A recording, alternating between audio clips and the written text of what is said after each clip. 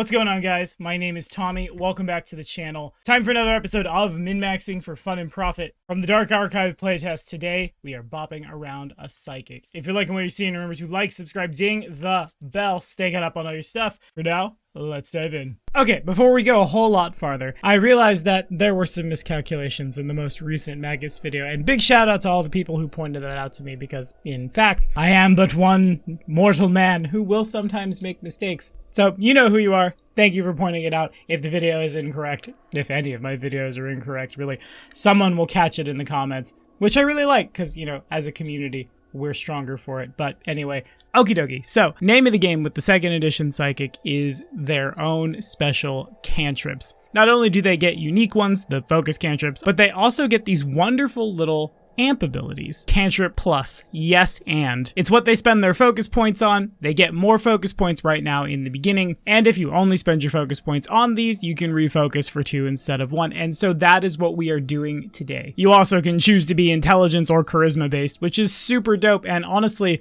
I think come actual Dark Archive, we will see a wisdom one as well. There were wisdom based frenetic disciplines in 1E for psychics, so it seems almost inevitable to me. Emotional acceptance will be our subconscious mind today, aka we are charisma based. Harmful emotion effects can cause our things to heighten, not quite as high. I guess watch out for that third action intimidate or have remove fear like you would in 1E.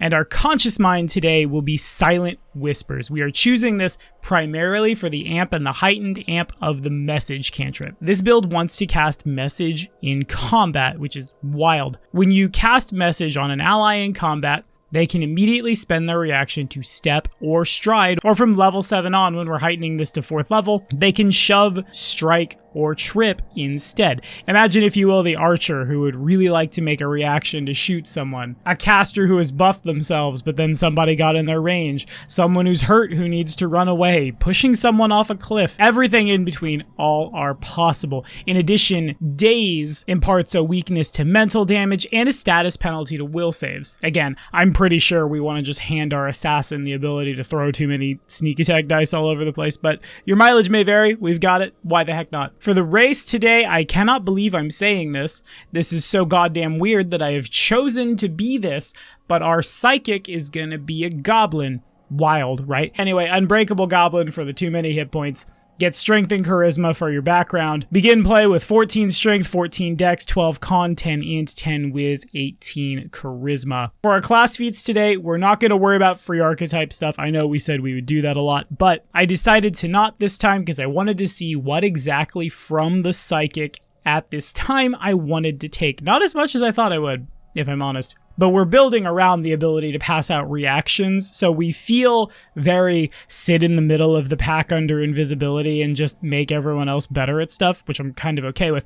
But at level 2, we will take a champion dedication, choosing the Redeemer cause. This will look a lot like the Catchy Tune build, but we'll cross that bridge when we come to it. At level 4, Desperate Prayer. As a free action, if you begin your turn with no focus points, you get a focus point. Pretty good when we want to spam the hell out of our focus points. And then on top of that, from the actual psychic, once per hour, if you have 0 focus points without your psyche unleashed, aka for us, it hasn't been 3 rounds and we haven't fired off our unleashed focused intent ability, which allows us to amp things for free. When we cast a side cantrip, we can apply our amp, and instead of paying a focus point cost, we lose hit points equal to double the level of the cantrip as you like bleed or something, which is good. I like Desperate Prayer better because it doesn't hurt us, but having another ability to do this on a smaller cooldown, pretty straightforward to me. Champion's reaction next, because since we're eating up everyone's reactions to make them hurt things for us, having the ability to throw down a glimpse of redemption seems like at least the polite thing to do. And then Weight of Guilt, because it turns out the class that likes to make you make will saves really wants to stupefy people. Then next, Empathic Connection. Once per 10 minutes when an ally within 30 feet benefits from an emotion effect, say like us casting Zealous Conviction upon them, we can react and get some benefit off of that. This will get miles and miles better depending on how many, like, probably Divine Casters in particular you're traveling around with. If the ally regains hit points due to the triggering effect, you gain half as many as temp HP that lasts till the end of your next turn. if they get a status bonus to a type of save or other check, you get that same bonus, which ends at the end of your next turn if it hasn't already ended before then due to the normal limits of its duration. Literally just helping spells in the party go the extra mile. Then at level 14, I say this all the time, we'll say it again the same way, the Paladin Oath of your choice. By level 14, I imagine you're getting damn near the end of the campaign. You probably know what it is you're going toe-to-toe with. Being able to help your friends resist more damage from that thing when you champions react, obviously real great. Then Healing Hands for lay on hands. At level 18, Deepest Wellspring to increase our focus points by 1 and to help us recover focus points faster because again, we kind of want to hand them out like candy until we can go for free. Then Mind Over Matter for that 10th level spell slot. For our Ancestry feats, I don't think we've talked about this one. Correct me if I'm wrong, someone will, but Goblin Song. For 1 action, attempt a performance check. We're charisma based, so should be easy enough, against the will DC of a single enemy within 30 feet. The amount of targets you can affect scales with your level. On a critical success, the target takes a -1 status penalty to perception and will saves for 10 rounds. On a success, it's a round. On a critical failure, they're immune for an hour. AKA 1 action Goblin Song, 2 actions, a will saving thing, preferably after they've been stupefied in some way. Then Loud Singer to increase the range and let you target more people before you debuff and throw down too many scary shadow illusion painful things. I'm getting ahead of myself. Cling next for the climb speed because we're a squishy full caster and sometimes we'd like to not be where the what's an on level monster? Vorax, that's a fun word. We want to be where that thing is not. Sometimes that's climbing up a wall to cast down. Then Unbreakable Goblin for even more HP. Then Reckless Abandon for that late game I really need to run through the wall of fire. Then Incredible Initiative to get our buffs going faster. Prescient Planner, because we don't talk about it quite as much, and it and its big brother Prescient Consumable and their ability to pull that thing you need right out of your pocket, really darn good. And theoretically, since we will be probably spending most of our time under invisibility being hard to find, I imagine we're dying a little less, so we can wait for toughness, then Canny Acumen for our reflex save till very late. For our key spells, once again, since basically the thing we want to do the most is be inside our friends' heads, making them do reactions, and or passing your soothes, your heroisms, your zealous convictions, things like that around. Doing this under invisibility seems really darn strong. Let them focus on the thing that for some reason is clearly attacking too many times. That'll be fun. Schadenfreude, basically right up our alley.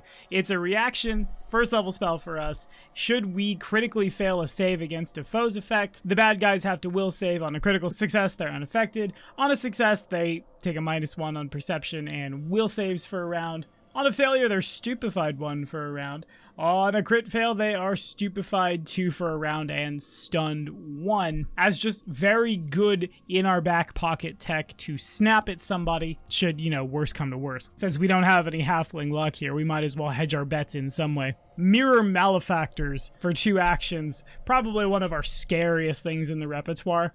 Sustained up to a minute. Lots and lots and lots of mental damage that we can throw at people while still doing the thing. A similar thing happens at spell level 10 with Shadow Army, making a bunch of semi-real versions of us in a 50-foot burst, and anything that's in the area when the spell is cast or exists there in the next 10 rounds takes a bunch of damage and maybe gets conditions, which makes it much easier for our friends to murder them, which is exactly what we're looking at. Swinging up at level 9, Weird for 2 actions, targeting any number of creatures out to 120 feet. Does a boatload of mental damage and slaps a will save on it that might or might not frighten them or just straight outright kill them. And even if it doesn't, again, that's what the people were reacting for or who will then clean up after are therefore in the first place. This is kind of just the, wow, there's a lot of things, well, let's get weird, kills everybody. Visions of Danger at level 7 summons a bunch of tiny swarming monsters that deal, again, mental damage, again, on a will save to anything in a 30-foot burst out to 500 feet. This is a huge range. Get line of sight and you can just bomb the center of whatever you're fighting with these. Someone who disbelieves the illusion takes no damage, but I like our chances, I really do, especially when we're nuking will saves. And then you have the myriad of buff spells that we once again can pass out to the party with lower level spell slots at the end of the game just to buff the thing that we're reacting to make hit them. Helping our allies get more out of their action economy, and then using our action economy on our reactions and stuff to make sure they don't get hurt. This is is nuts. And this is one of the few things a psychic can get up to in the playtest right now. If you wanted to just build a straight up blaster, you could also do that. And it was really tempting to do so, but this feels very unique. This feels very flavorful, and it's exactly why I'm playing it on Tuesday. But that's all the time I have. What do y'all think? Are we rolling it up? Have we tried out the psychic in the playtest? Let me know your thoughts in the comments. Diving into the thaumaturge next week. Don't call it an occultist, kids. You can't, because then it would be implied that it would be the one who is best at occult magic and it would be awkward. But we'll see you next time.